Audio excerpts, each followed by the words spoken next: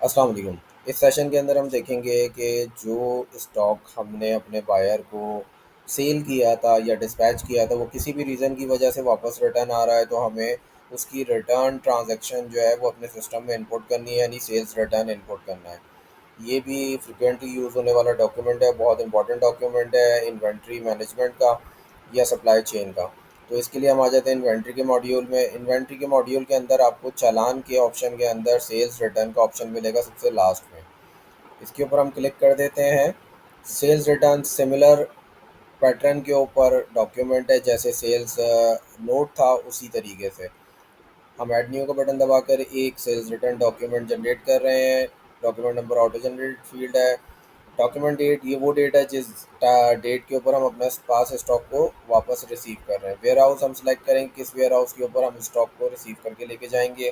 Finish material store select कर लेते हैं। उसके बाद कस्टमर का नाम हम सेलेक्ट कर लेते हैं, जो कि हमारे पास बायर के नाम से ओपन हुआ हुआ था।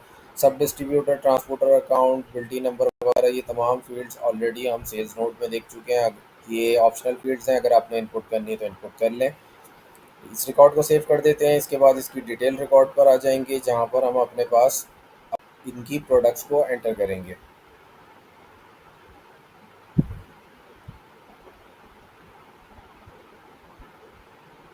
डिटेल में आ गए। डिटेल में आने के बाद हमने ऐड न्यू का बटन प्रेस किया। अब हम अपने डिज़ायर प्रोडक्ट को सिलेक्ट कराएंगे।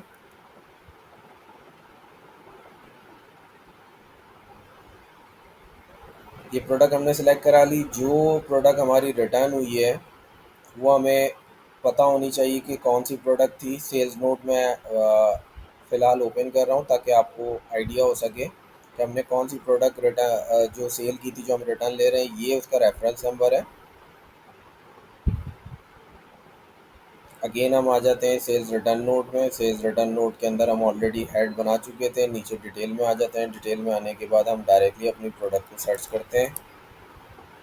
प्रोडक्ट सेलेक्ट होने के बाद हम रेफरेंस नंबर T-25005, ये प्रोडक्ट का रेफरेंस नंबर है जिसको हम रिटर्न वापस ले रहे हैं। अब यहाँ पर हम सेलेक्ट करवाएंगे कि किस सेल्स नोट के ज़रिए ये प्रोडक्ट सेल हुई थी।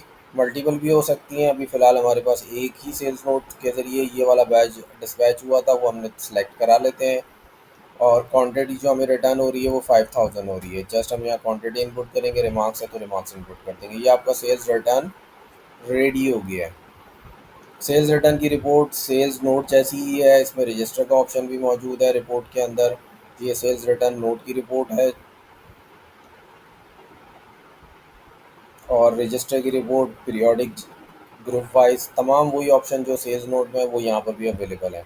अच्छा, अब हम जो है ऑर्डर नोट का स्टेटस देखते हैं, क्योंकि जिस ऑर्डर के अगेंस्ट हमने सेल की थी उसी ऑर्डर के अगेंस्ट ऑटोमेटिकली वापस रिटर्न हो गया स्टॉक। और हम देख सकते हैं कि 10,000 की हमारी जो है ऑर्डर नोट के अंदर क्वांटिटी रिक्वायर्ड थी। मैन्युफैक्चर भी 10,000 हुई हमारे पास।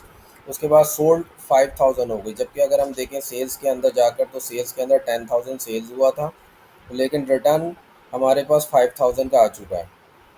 तो 5,000 के आने की वजह से तो जो बैलेंस क्वांटिटी अभी तक आ रही है, जो सोल्ड हुई है, वो 5,000 ही काउंट हो रही है। और अगेन आप देख सकते हैं कि ये रेड लॉक ओपन हो गया है। इसका मतलब है पहले ये ऑर्डर नोट हमारा क्लोज हो चुका था, लेकिन रिटर्न आने की वजह से दोबारा से ओपन हो गया है ये ऑर्डर नोट हमारे पास। तो ये सिस्टम ऑटोमेटिकली ये तमाम काम करता है। तो आपका ऑर्डर नोट भी सेल्स नोट और सेल्स रिटर्न नोट पे ऑटोमेटिकली ओपन भी होगा और ऑटोमेटिकली क्लोज भी हो जाएगा। Thank you.